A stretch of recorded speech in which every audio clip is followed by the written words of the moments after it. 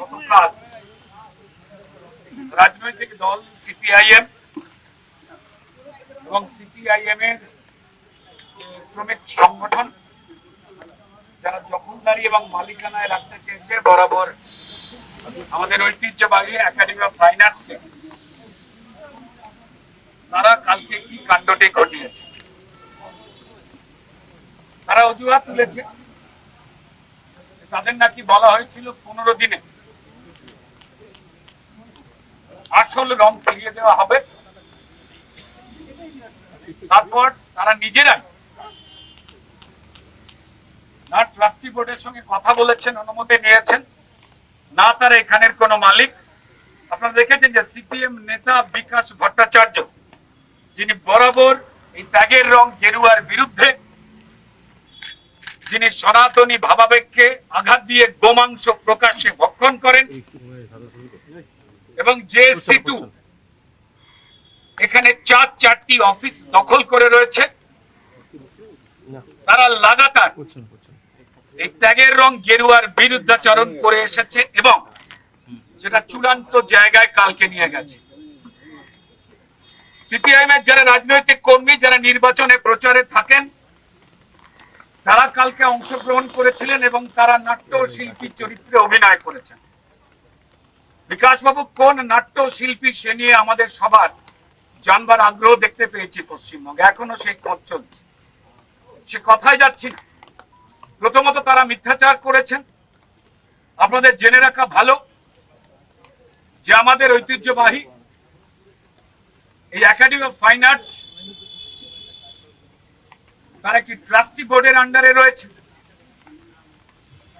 এবং সেই বোর্ডের আন্ডারে থাকা ওয়ার্কিং কমিটি 12 বছর ধরে কোনো মিটিং করে না, এজিএম করে না, অর্থাৎ এই কমিটি ডিফাঙ্ক্ট হয়ে যাওয়ার কথা।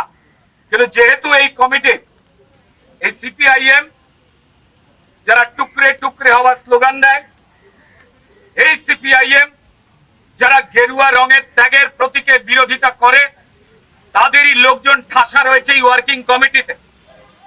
এই মাঠে সিটু লাল ঝান্ডা বেঁধে রাজনৈতিক প্রচার করে, তার ছবি আপনাদের সামনে তুলে ধরব। তখন এই নাট্যকর্মী সেজে যারা সিপিআইএম এর ইলেকশনের প্রচারক, তখন তারা চুপ করে থাকেন যে ওয়ার্কিং কমিটি কোনো কাজ করে না বলে একাডেমি চত্বরটা জঙ্গল হয়ে গেছে। থিয়েটারের মঞ্চের সিট থেকে শুরু করে আলো, পাখা, এসি, এই সংক্রান্ত নানান ধরনের প্রবলেম, তা নিয়ে তাদের নাট্য বেদনা জেগে ওঠে না। যখন সিটু এখানে লাল ঝান্ডা বিছিয়ে দেয়, 4টে করে রুম দখল করে অবৈধভাবে, তখন এই ওয়ার্কিং কমিটি যা বামপন্থী অনুশাসিত, তারা ঘুমোয় এবং তখন তাদের নাট্যপ্রেম জেগে ওঠে না। যারা এই চত্বরের পুরনো মানুষ, তারা খুব ভালো করে জানেন যে এই গেটের মুখে দুটো যে কাউন্টার, এই কাউন্টারের রং গেরুয়া ছিল এবং চকলেট বর্ডার ছিল। এক্ষুনি ভালো করে ছবি বার করে দেখিয়ে দিচ্ছি, আপনার চোখের সামনে আপনাদের কাছে স্পষ্ট হয়ে যাবে টিকিট কাউন্টার এবং কি রঙের ছিল। ভালো করে দেখে নিন কি রঙের ছিল টিকিট কাউন্টার গুলো। এই গেটের মুখে রং ছিল গেরুয়া, মেটে এবং তার সঙ্গে চকলেট সেট। তারপর তৃণমূল জামানায় এই যে অফিসটি, এই অফিসটিকে আংশিক সাদা করে দেওয়া হয় এবং ওপরে তৃণমূলের নেতা, ওপরে অসীম বোস, 73 নম্বর ওয়ার্ডের কাউন্সিলর, তারা যখন এখানে দস্যুপনা চালায়, তখন এই বামপন্থীদের কোনো অসুবিধা হয় না।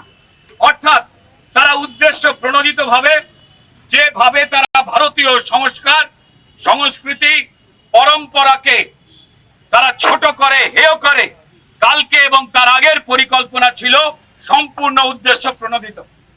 এখানে জড়ো হয়েছেন একগাদা মানুষ, এই একাডেমি অফ ফাইন আর্টস এর কর্মীরা, তারা নিজেরাই এই রং ফেরত আনতে চেয়েছিলেন।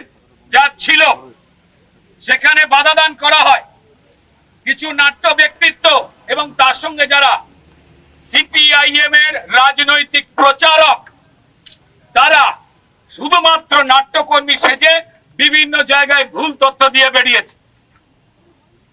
রাজ্যসভার সাংসদ, বিজেপির রাজ্য সভাপতি সৌমিক ভট্টাচার্য মহাশয়ের কাছে এরা সমস্ত ইতিহাসকে লুকিয়ে তাকে ভুল বুঝিয়ে তারা বিভিন্ন রকম বার্তা পাঠাবার চেষ্টা করেছে। তো ফলত যখন তারা দেখেছে যে কৃতকার্য হয়নি, এত বড় আস্পর্ধা যারা পশ্চিমবঙ্গটাকে 34 বছর নিজেদের মালিকানায় রেখেছে, এরা তারা যারা জেহাদি শক্তিকে প্রশ্রয় দিয়ে তাসলিমা নাসরিনকে তাড়িয়েছে, এরা তারা যারা গেরুয়া রঙের ত্যাগের প্রতীকের চিরকাল বিরোধী, তারা গেরুয়া রংকে দেখে জ্বলে পড়ে উঠেছে। এদের উদ্দেশ্য আবার লাল রঙে ছেয়ে দেবে তারা একাডেমি অফ ফাইন আর্টস। আমরা যারা শিল্পী হিসেবে এখানে জড়ো হয়েছি তাদের একটাই কথা, সম্মানীয় বিজেপি রাজ্য সভাপতি এবং রাজ্যসভার মাননীয় সাংসদ যে কথা বলেছেন, আমরা একাডেমির মধ্যে কোন রাজনীতিকরণ আমরা চাই না, তাই জড়ো হয়েছে। এই বিল্ডিং দুটোর রং পুরনো ভাবে আপনারা দেখে নেবেন, ঠিক যেমনটা হবে মেটে গেরুয়া এবং চকলেট সেই রঙই থাকবে। এখানে সিটুর লাল ঝান্ডার সিম্বল দেওয়া কাস্তে হাতুড়ি তারার কোন স্লোগান এবং পতাকা উড়বে না। অরাজনৈতিক যদি কোনো সংগঠন তারা যদি কাজ করতে চায়, তারা এখানে যারা স্টাফ দেখতেই পাচ্ছেন, একজন রং করছেন আর একজন আমার পাশে দাঁড়িয়েই রয়েছেন, তারা স্টাফ, তারা এটা শুরু করেছিলেন সম্পূর্ণ মিথ্যাচার করে। এই হারমাদ বাহিনী কালকে এসে তাণ্ডব করেছে, তা মেনে নেওয়া যায় না। তো তাই আমরা প্রতিবাদ করছি।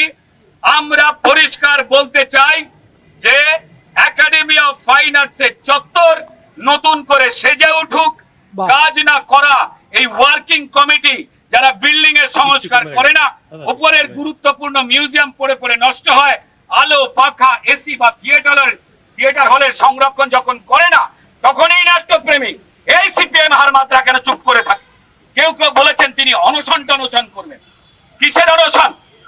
যখন এই সংস্কারগুলো হচ্ছিল না, আপনাদের বাম পরিচালিত 12 বছর ধরে ওয়ার্কিং কমিটির মিটিং না হওয়া এই ডিফাং ওয়ার্কিং কমিটি যখন সংস্কৃতির সর্বনাশ করছে, তখন আপনারা অনশন করেননি কেন? আপনাদের দ্বিচারিতা এবং মিথ্যাচার সামনে আমি বাম মনোভাবাপন্ন বামের প্রচারক যে কর্মীরা, রাজনৈতিক কর্মীরা রয়েছেন যারা শুধুমাত্র থিয়েটার কর্মী সেজে মিডিয়া এবং মানুষকে বিভ্রান্ত করছেন, তাদের সাবধান করে দিচ্ছি। গেরুয়ার রং ত্যাগের প্রতীক, আমার এই ভূখণ্ডের, আমার এই ভারতের পরম্পরার প্রতীক। যদি গেরুয়া রঙে আপনাদের যদি অসহ্য থাকে, তাহলে আপনারা অন্য কোনো বন্দোবস্ত করুন। জিহাদিদের গেরুয়া রং দেখলে সমস্যা, সিপিএম এর গেরুয়া রং দেখলে সমস্যা, বিকাশ বাবু প্রকাশ্যে গরু খেতে পাচ্ছেন না বলে তার সমস্যা। তার জন্য কি আমরা ভারতীয় সংস্কৃতি আর পরম্পরা বন্ধ করে দেব? ভারত মাতার ছবিকে সরিয়ে দাও, এটা হচ্ছে তাদের স্লোগান। আপনারা কি চান? এখানে লেনিন মাও সেতুং ছবি জ্বলাবেন? বদমাইশি বরদাস্ত করা হবে না। 34 বছর ধরে আপনারা দুর্গাপুজোর প্যান্ডেলগুলোর সামনে লাল শালু বেঁধে নাস্তিকতার বই বিক্রি করেছেন। আপনাদের সাহস হয়নি মসজিদ বা গির্জার সামনে গিয়ে একটাও বই বিক্রি করবার। আপনাদের তঞ্চকতার জন্য মানুষ আপনাদের প্রত্যাখ্যান করেছে। দয়া করে ভারত মাতার যারা পূজারী, যারা বন্দে মাতারাম এবং ভারত মাতা কি জয়, ভারত মাতার জয় যারা দৃপ্ত কণ্ঠে বলে, আপনাদের অনুরোধ করছি তাদের সঙ্গে কোনো চ্যালেঞ্জ নেবেন না। আমরা চাই একাডেমি অফ ফাইন আর্টস এই চত্বর রাজনীতি মুক্ত হোক। এই সিটু ফিটু কোন লাল ঝান্ডাদের সংগঠন এটার মধ্যে না ঢোকে। দুর্ভাগ্যজনক ভাবে যে পরিবেশ তৈরি করেছেন, সোশ্যাল মিডিয়া তার মিথ্যে ন্যারেটিভ দেওয়ার চেষ্টা করেছেন। আপনারা সংযত হয়ে যান, সেই অনুরোধ করব। আর আমি খোঁজ নিচ্ছি বিকাশ বাবু কোর্টের কোন রুমে নাট্য চর্চা করেন।